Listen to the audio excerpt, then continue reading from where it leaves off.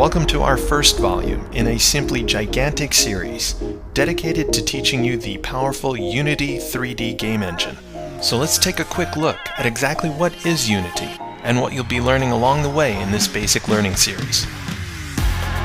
Unity is a game engine that has been used all over the world by major studios because Unity has the power they need to create blockbuster games, and by countless independent developers because it's free and easy to learn. In this first volume, Unity Basics, we'll be introducing you to Unity.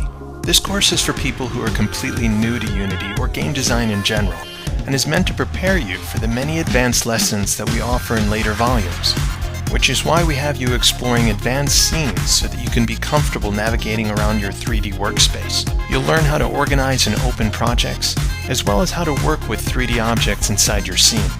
You want to make sure that you understand basic terminology and what the major tools and windows you'll be using while working on projects are.